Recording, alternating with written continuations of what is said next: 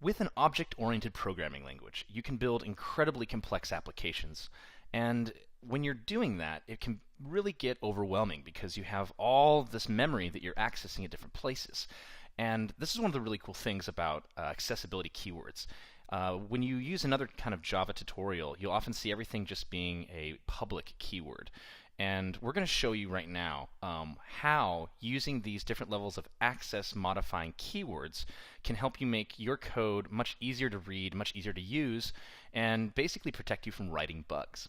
So let's talk a little bit about scope and what that really means before we jump directly into what these keywords are that we're going to show you. Here I've already started an application and I've had the debugger stop on line 25. And I want you to take a look at what is down here. This is the actual activity that we're in, and you can see that there's this myJoke equals null, and this is basically what is currently in scope. You notice that we're not seeing more than 4 variables. Even though there are tons of things that are allocated right now in memory, we can only see 4 from here. This is really going to help us focus on what we need to do in this particular class and this particular object at this time.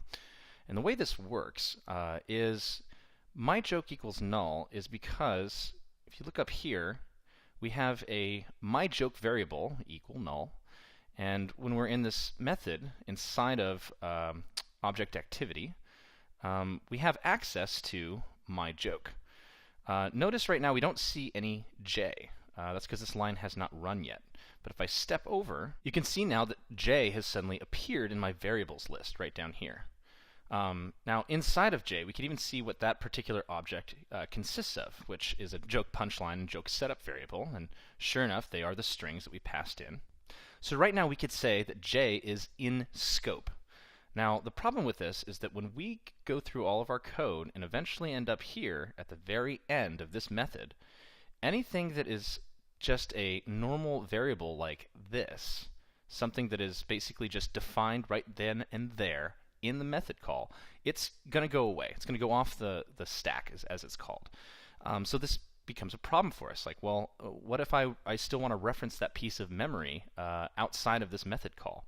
Well, that's why you actually want to put some, and not all, just some important pieces of memory defined with the actual class, like this private joke myJoke is. The reason why that's great is because now if we come down here to this other method, and I'm just going to run until I get to that method, you'll see that I no longer have access down here to J, but I do have access to myJoke. So the entire point of actually saving that particular reference with a member variable allows it to stay in scope with this particular class and object. Now, your first question might be, well, why don't I just have everything be one of those particular types of member variables? What is the difference between having something just temporary on the stack and actually saving on the heap, which is what you do here when you make it a member variable? And there's 2 answers to that. One is it makes it much easier on yourself if you're not inundated here with the entire memory stack, right? You want to focus on just what you're doing at that moment. And if you're using something temporarily, there's no reason to save a reference for it. We want it to be garbage collected and go away and make room for other things that we want to do. So you really just want to use these member variables when you're actually having state that needs to be saved with that particular object. Another way that we can manipulate what we're allowed to do in C is by accessibility keywords. And for that, I'm going to show you a diagram. So far we've already seen these keywords before. We've seen this word public, and we might have already come across private, and you might have even seen the word protected. Well, each of these keywords is basically allowing you to describe what other classes and objects have access at any one time to do something. We really want to always create our code where we start with the least amount of access and slowly open up access as it's necessary. Again, a lot of other Java courses are going to suggest that you should make everything public, and I'm going to show you why not doing that is going to make your life so much easier. So let's just first go over what the different ones are. So we have basically public, protected, and private. You can also see here that if we don't specify any of those things, we kind of get a default setup.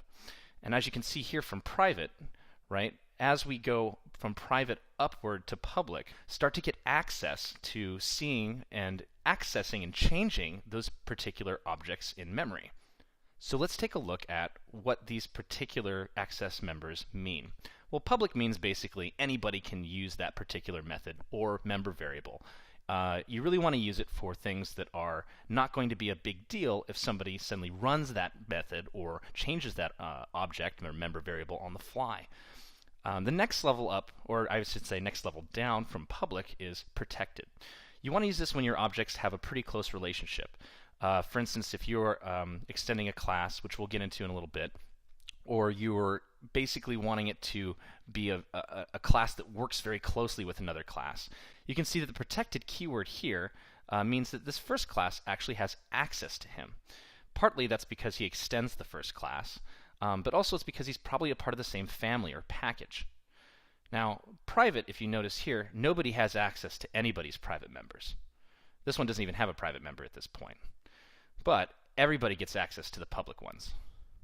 So let me show you actually in code why this is useful and why you should care. If we were going to go into our joke class, and I'm going to run the debugger to the point where the joke class gets used.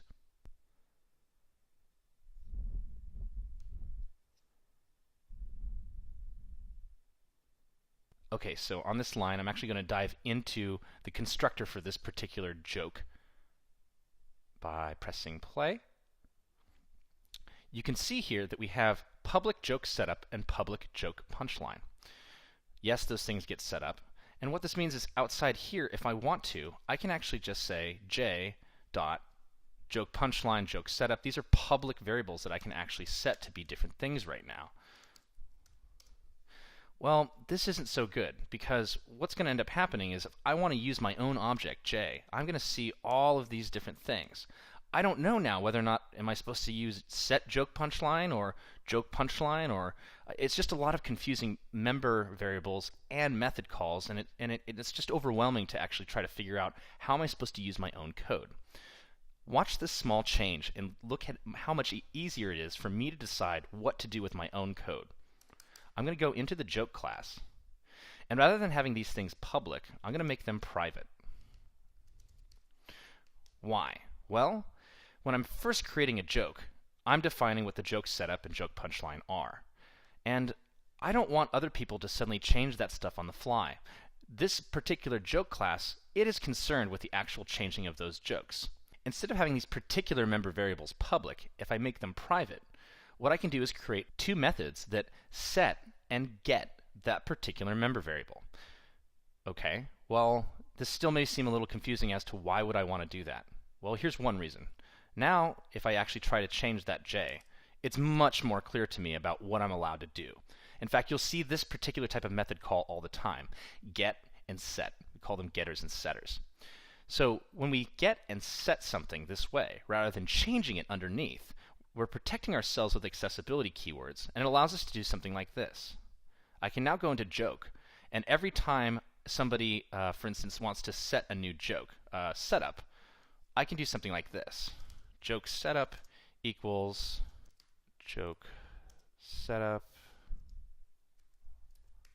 and then I'm going to add in a little bit beforehand. Here's my favorite joke. And then that gets set. Now, what has happened is every single time someone sets up a joke, I have overridden that functionality to do this every single time. This is so much easier if you have a particular setter and getter for methods, because rather than trying to find every single time that I ever said joke setup equals something and replacing it with, oh, okay, find that and then add this particular piece to it, I've just overridden the functionality for everything. This kind of encapsulation of functionality is amazing because it allows you to go through your code and make little changes that you know will be encapsulated with the functionality that it needs to be with, and not have to try to find every single reference where now you want to make a change. This particular type of thinking about keeping everything separated and concerned with exactly what it's supposed to do for that particular class is going to allow you to write really powerful reusable code. So as you move from being a beginner and understanding how Java works to actually writing Java code, I want you to try to take great care to always start with your accessibility keywords being private, and then slowly move them from private to protected, and then finally public when and only when you actually need other classes to see those things. Managing scope this way is going to make your life a whole lot easier.